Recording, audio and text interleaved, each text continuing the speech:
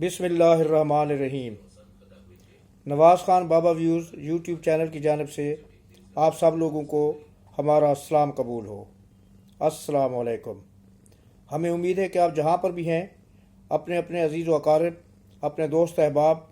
अपने अहल खाना, अपने अहल ख़ानदान, रिश्तेदारों के साथ ना सिर्फ ये कि बखैर व आफ़ियत होंगे बल्कि खुश व खुर्रम भी होंगे। हमारी दुआ है कि अल्लाह ताला आपकी खुशियों में मज़ीद इजाफ़ा फरमाए और इनको तादेर सलामत रखे, आमीन। वीडियो में आगे बढ़ने से पहले हमेशा की तरह हमारी आपसे एक रिक्वेस्ट है, इल्तिजा है कि आप हमारा चैनल सब्सक्राइब करें, बेल आइकन के बटन को दबाना ना भूलें, हमारे चैनल को शेयर करें, लाइक करें और कमेंट्स सेक्शन में जाके अपनी आरा से हमें ज़रूर आगाह कीजिएगा और कमेंट ज़रूर भेजिएगा। उनकी रोशनी में ना सिर्फ हम अपनी इस्लाह करेंगे, इसको बेहतर बनाएंगे, बल्कि अगर ज़रूरत महसूस हुई तो आपके कमेंट्स का फर्दर जवाब भी दिया जाएगा। शुक्रिया। वीडियो में आज सबसे पहले अभी ये मेरा वीडियो रिकॉर्ड करने से चंद लम्हे पहले ये खबर आई है, हथकड़ियाँ हमारा जेवर है और जेल हमारी ससुराल। लेकिन उसके बाद हथकड़ियों के जेवर भी भूल जाता है और ससुराल भी जाने से इनकार किया जाता है और चूहों की तरह दुम दबा के किसी बिल में घुस जाते हैं लोग। आपको इल्म हो गया होगा कि मैं किसके बारे में बात कर रहा हूँ, जो अपने आप को पिंडी बॉय कहता है, 70 साल का होकर भी पिंडी बॉय कहलाता है। मैं शेख रशीद और शीदा टली की बात कर रहा हूँ। शेख रशीद साहब ने इमरान खान के दौर में उनकी दोस्ती में अपना पूरा हक निभाया, लेकिन उनकी दोस्ती में उन्होंने क्या हक निभाना था, उनकी दोस्ती के पूरे सिले वसूल किए। दो वजारतें ली, अपनी पाकिस्तान अवामी लीग अवामी मुस्लिम लीग जो उनकी पार्टी है, तांगा पार्टी है, जिसके सिर्फ वो इकलौते ही मेंबर हैं और इकलौते ही MNA थे। एक MNA होने के बावजूद उन्होंने जितने फ़वायद उठाए हैं शायद पाकिस्तान में इमरान खान की दौर हुकूमत में किसी और ने ना उठाए हों। और उस वक्त वो अपने आप को इमरान खान का मुजाहिद कहते थे, लेकिन जब इमरान साहब पर बुरा वक्त आया तो ये मुजाहिद किसी बिल में जाके चूहे की तरह छुप गया और वहाँ से बयानात देता रहा। आखिरकार आज उनको गिरफ्तार कर लिया गया है। ये बहुत से लोगों के लिए खुशखबरी होगी कि शेख रशीद साहब आज गिरफ्तार हो गए हैं। शेख रशीद साहब इस चीज़ का भी दावा करते थे कि उनके एस्टेब्लिशमेंट के साथ बहुत अच्छे तल्लुकात हैं। वो गेट नंबर 4 पर हर वक्त बैठे रहते हैं और गेट नंबर 4 उनकी गुजरगाह है। उनको कोई हाथ नहीं लगा सकता क्योंकि उन्होंने एस्टेब्लिशमेंट के बारे में कभी कोई गलत बात नहीं की, कभी उनके खिलाफ नहीं गए, इसलिए उनको कोई कुछ नहीं कह सकता। लेकिन कुछ फैसले ऐसे होते हैं कि जिनकी कैलकुलेशन में लोग गलती कर जाते हैं और ये गलती शेख रशीद साहब से भी हुई। सियासतदान जब उसकी कैलकुलेशन गलत हो जाए तो उसका ठिकाना जेल ही होता है, और शेख रशीद साहब से भी कैलकुलेशन में गलती हुई, उन्होंने मिस कैलकुलेट किया। वो बहुत ही ज़्यादा ओवर स्मार्ट बन रहे थे, बहुत ज़्यादा ओवर कॉन्फिडेंट थे और उसका नतीजा उन्होंने देख लिया कि आज उनकी गिरफ्तारी हो गई है। गिरफ्तारी क्यों हुई? सिर्फ एक बात पर जो हमें ज़राए बता रहे हैं वो ये है कि शेख रशीद साहब से एस्टेब्लिशमेंट के राब्ते थे और शेख साहब ये कहते थे कि जनाब मैंने 9 मई के वाक़े में तो कोई किरदार अदा नहीं किया, हाँ लेकिन ये है कि मैं इमरान खान का साथ नहीं छोड़ूंगा। आप मुझे इसके ऊपर मजबूर ना करें, मुझे फोर्स ना करें इमरान खान का साथ छोड़ने पर। और आखिर में एस्टेब्लिशमेंट ने यह फैसला किया और गालबन ये खबरें भी हैं कि उनके खिलाफ कुछ ऐसे एविडेंस मिले हैं जिसमें यह पता चलता है कि अगर एक्टिवली वो जो थे 9 मई के वाक़े में मुलविस नहीं थे तो उसकी प्लानिंग में मुलविस थे, और अगर प्लानिंग में मुलविस नहीं थे तो उनको पता था कि क्या होने वाला है और क्या हुआ है और उन्होंने इसकी इन्फॉर्मेशन किसी को नहीं दी। तो अब एस्टेब्लिशमेंट का मूड, हुकूमत पाकिस्तान का मूड सबको पता चल गया है कि 9 मई के वाक़े पर किसी के लिए रियायत नहीं है, चाहे वो शख्स उसमें खुद मुलविस रहा हो या उन लोगों की हिमायत कर रहा हो जो कि उसमें मुलविस हैं। शेख रशीद साहब भी बबांग दोहल जी कहते थे कि मैं इमरान साहब का मुजाहिद हूँ और आज मुजाहिद को गिरफ्तार कर लिया गया है। इसी तरह चंद और लोग भी हैं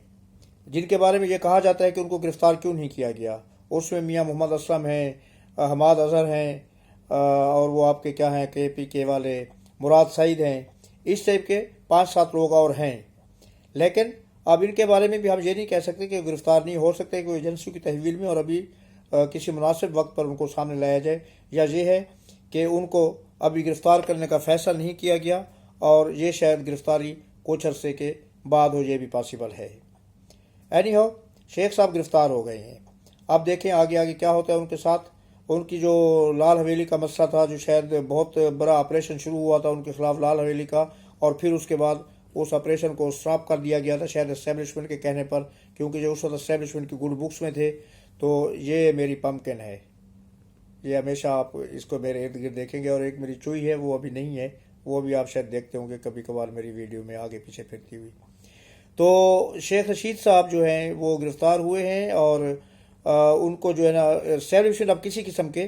رعایت دینے کے موڈ میں نہیں ہے۔ اور میں بات کر رہا تھا ان کی لال حویلی کی۔ لال حویلی کا آپریشن بہت تیزی سے جاری ہوا تھا، لیکن اس کے بعد ایک دم خاموشی چھا گئی، تو اس کا مطلب یہ کہ ان کو اسٹیبلشمنٹ کی طرف سے شاید کچھ کہا گیا کہ ابھی اس پر ہاتھ نہ ڈالیں۔ مگر آج شیخ رشید صاحب کی گرفتاری جو ہے،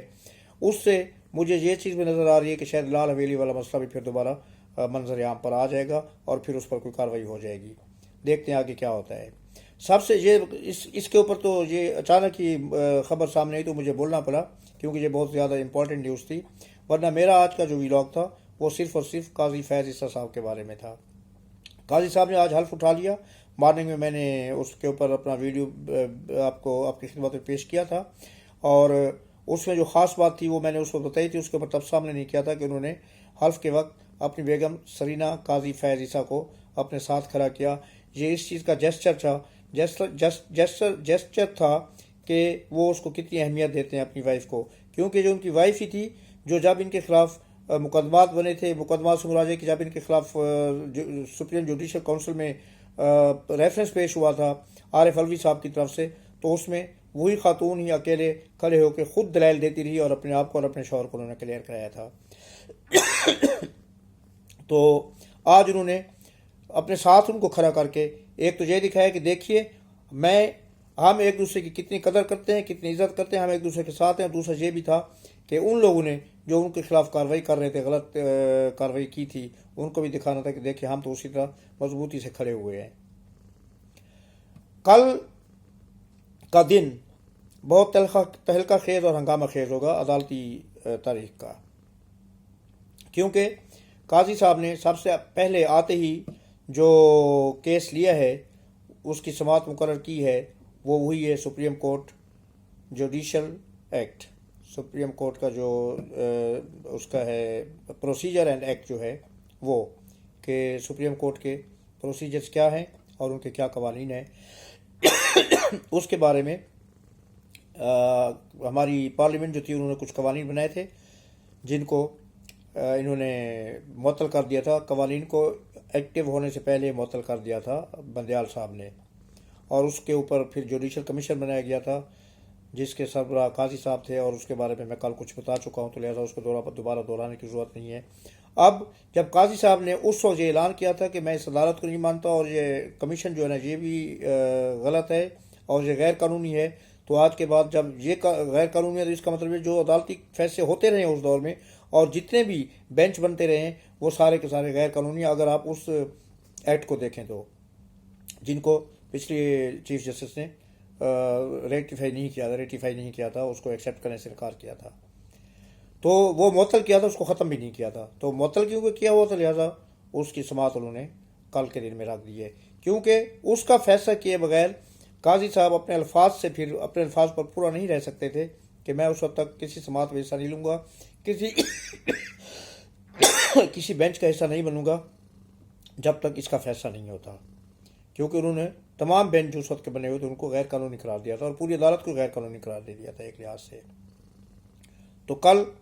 انہوں نے اس کی سماعت رکھی ہے اور غالباً اس کا فیصلہ جلدی کیا جائے گا، اور اس کے بعد قاضی صاحب جو ہے نا اپنے بینچ تشکیل دیں گے۔ اس کا سب سے اہم نقطہ ہے وہ یہ ہے کہ یہ جو سوموٹو ایکشن ہوتا ہے سپریم کورٹ میں چیف جسٹس کا اختیار تھا، وہ چیف جسٹس صاحب کا اختیار نہیں ہے، اس میں 3 سینئر ججز کی ایک کمیٹی ہے جو مقرر کی جائے گی چیف جسٹس کی جانب سے، سینئر 3 ججز جو ہوں گے سپریم کورٹ کے، اور کسی بھی مسئلے پر اہم رائے جو ہوگی وہ सुमो टू एक्शन लेने के लिए भी वो कमेटी फैसला करेगी और उसके बाद उसको अनाउंस किया जाएगा और वो एक कमेटी का फैसला होगा, फ़र्द वैद का फैसला नहीं होगा। और इसी तरह जितने अहम मुकदमात हैं जिसमें आइन और रियासत का जो है ना कोई मसले मसाइल होते हैं, इशू होते हैं, जो आइनी मुकदमात होते हैं, उनकी समाअत भी ये कम अज़ कम 5 रुकनी बेंच करेगा, 3 रुकनी बेंच नहीं करेगा, जिसकी उन्होंने एक रिवायत डाली हुई थी बंदयाल साहब ने अपने हम ख्याल 2 जजेस और एक खुद वो होते थे 3 जजेस। आप पूरा उठा के देखें उनका टेन्योर, उसमें वही 3 जजेस जो है ना वो हर चीज़ के मुकदमा सुनते रहे और उनके फैसले करते रहे। उसमें या तो फुल कोर्ट होगा इस सुप्रीम कोर्ट प्रोसीजर एक्ट के तहत, या तो फुल कोर्ट होगा और या फिर कम अज़ कम 5 अरकान के ऊपर मुश्तमिल जो है 5 जजेस पर मुश्तमिल बेंच बनाया जाएगा जो उनकी समाअत करेगा ऐसे मुकदमात की। तो अब देखिए कल क्या होता है। कल का दिन बहुत ही अहम है, तलका खेज है, क्योंकि कल काजी फैज़ साहब चीफ जस्टिस जनाब काजी फैज़ साहब का कल एज अ चीफ जस्टिस पहला दिन है, फर्स्ट वर्किंग डे है। और कल जो है ना बहुत सारी तब्दीलियाँ आपको नजर आएंगी, बहुत सारे फैसले होंगे। और काजी साहब जो हैं वो चीफ जस्टिस रहेंगे 13 महीने, यानी कि 1 साल और 1 दिन के लिए, उसके बाद उनकी रिटायरमेंट हो जानी है। तो इन 13 महीनों के अंदर काजी साहब के पास करने के लिए बहुत सारे काम हैं। वो जो हमारी इंसाफ का जो निज़ाम है, निज़ाम इंसाफ की कश्ती जो डगमगा रही है और डोल रही है और डूबने के करीब है, उसको कैसे उस भमर से निकालते हैं, पाकिस्तान के आइन और कानून की अमलदारी को कैसे मुमकिन बनाते हैं और इदारों को उनके हदूद में रखने के लिए कैसे मजबूर करते हैं काजी साहब कवानीन के यानी कि आइन के हद में रह के, और उनकी जो हदूद का यूज मुकर्रर है, मुतय्यन है हर इदारे की, उनको उनके हदूद में कैसे रखते हैं। ये मामला जो है ना बहुत ही अहम है और आइंदा आने वाले दिनों में पता चल जाएगा कि ये किस नहज पर जा रहे हैं और काजी साहब क्या सोच रहे हैं और उनकी क्या नियत है। आज तक के लिए इतना ही काफ़ी। इंशाअल्लाह ज़िंदगी बाकी तो कल एक नए व्लॉग के साथ आपकी खिदमत में हाजिर होऊंगा। उस वक्त तक के लिए आप इजाज़त दीजिए। अल्लाह आपको अपने हिफ्ज़-ओ-मान में रखे। अल्लाह हाफिज़, अल्लाह निगहबान। अस्सलाम वालेकुम और शुक्रिया।